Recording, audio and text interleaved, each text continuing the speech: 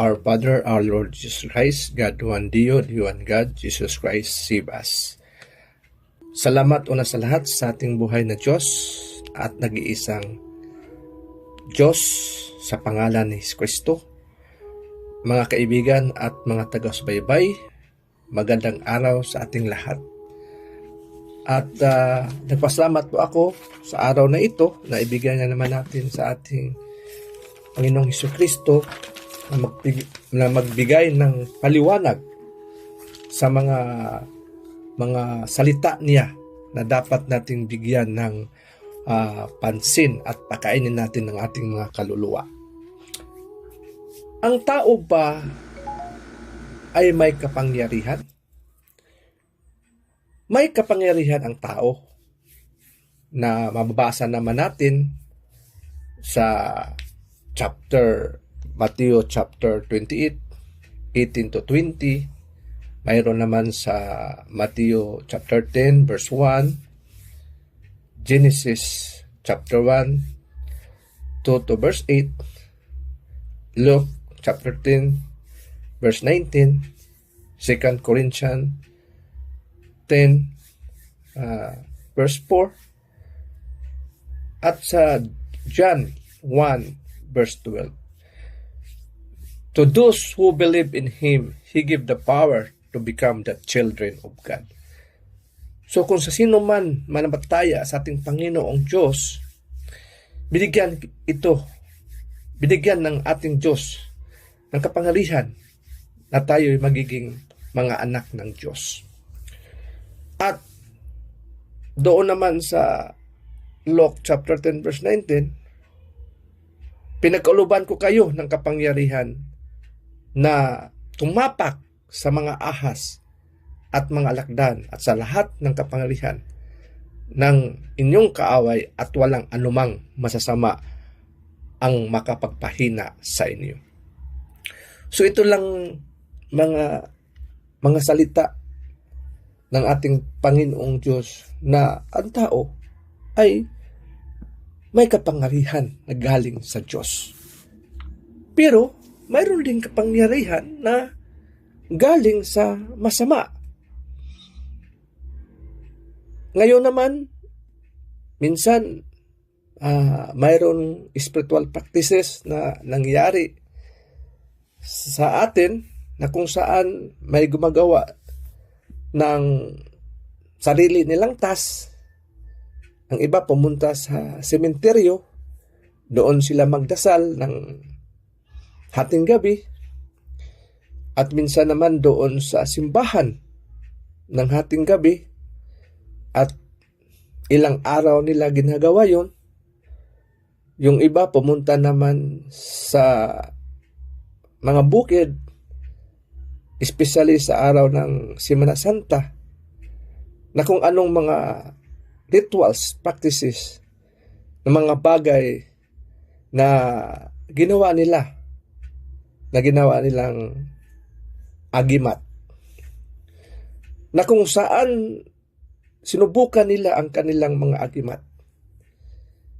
Itong mga ganitong mga practices, ginawa ito sa mga sinaunang panahon pa.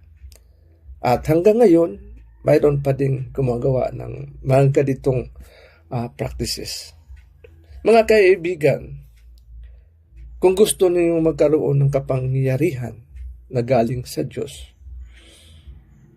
una, subukan mo muna yung sarili mong espiritu. Kailangan natin i-deprive ang sinful nature, kagaya ng pride of life, lust of the flesh, na mga klaseng ng mga ganito, na lahat ng ito ay hindi sa Diyos. At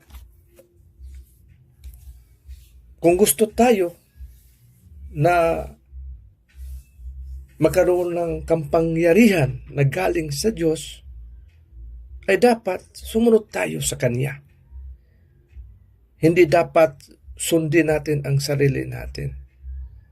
Mababasa naman natin yan sa Mark chapter 8, 34, na nagsabi doon na At tinawag niya ang karamihan na nasa piling niya na mga alagad. Kung ang sino man ang ibig na sumunod sa akin, ay tumanggi sa sarili at pasanin ang kanyang krus at sumunod sa akin. Mayroon tayong kanya-kanyang sariling krus na dapat nating pasanin, kagaya ng ating modelo, ang ating Panginoong Jesucristo. Dito sa mga ganitong bagay, natin masubukan ang ating espiritual na buhay at ang ating kapangyarihan na binigay ng ating Panginoong Jesucristo. At wala namang anong masasama ang makapanghina sa atin. Mga kaibigan, tandaan natin na ang ating Panginoong Jesucristo ay may kapangyarihan sa langit at sa lupa. Na kung tayo ay sumunod lamang sa kanyang kalooban, ay binigyan din tayo ng kapangyarihan. Sapagkat ang kanyang banal na kapangyarihan ay nagbigay sa atin ng lahat ng mga bagay na kailangan para sa buhay at kabanalan sa pamagitan ng kanyang sariling kaluwalhatian at kadakilaan. Yan, mababasa natin yan sa 2 Peter chapter 1, 3-4. So, mga kaibigan, ang pagkaroon ng kapangyarihan ay dapat una nating subukan ang sarili natin sa pagsunod ng kalooban ng Diyos para magiging mga anak tayo niya. Kung magiging anak na tayo niya sa Espiritu, bigyan tayo ng kapangyarihan na bilang anak ng Diyos. So, dito mga kaibigan, dapat i-set aside na natin yung mga old practices. Pagkos babalik tayo sa kalooban niya. Kasi ang Diyos ay isang makapangyarihang Diyos. Sa langit man, ibabaw sa lupa at sa ilalim ng lupa. Yung otoridad na binigay sa kanyang pangalan, sa ngalan ni Kristo Jesus. Na kung sumunod tayo sa kanya, ibigay niya ang makapangyarihan. Pareho sa binigay niya sa mga kapangyarihan at authorities sa mga sumunod sa kanyang mga apostoles, disciples. Dito mga kaibigan, kailangan lang natin na bigyan natin ng kalakasang espiritual ang ating sarili sa pagsunod sa Kanya. Sa pag-overcome sa ating espiritual na buhay, araw-araw, ito yung cross na sinasabi niya na kung sinong sumunod sa Kanya, dapat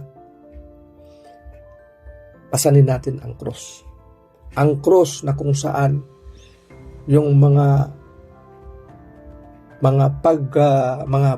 trials na kung anong mga ibinigay niya sa atin ay dapat nating dyan tayo ibigay natin ang ating pagsunod na kung saan nandyan yung kapangyarihan na galing sa totoong Diyos. So itong mga salita na ito mga kaibigan ay salita na nagmula sa ating Panginoong Diyos. So dapat ibalik natin ang tiwala maliban sa Kanya lamang sa nag-iisang Diyos, ang ating Panginoong Jesucristo. Mga kaibigan,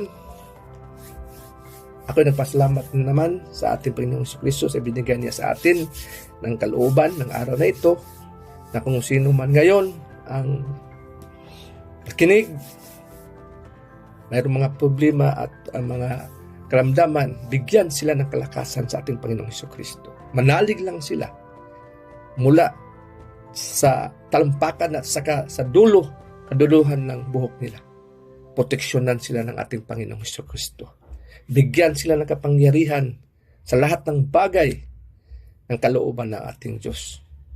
At ibalik lang natin sa Kanya ang tiwala na walang ibang Diyos maliban sa Kanya. To our Father, our Lord Jesus Christ, God, one Dio, one God. Jesus Christ, save us. Amen.